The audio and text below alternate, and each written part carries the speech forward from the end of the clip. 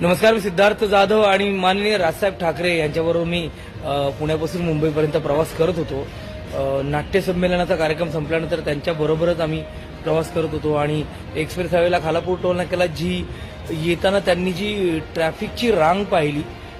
साहेब स्वतः गाडी चालवत होते आणि आम्ही त्यांच्याच गाडीत बसलो होतो.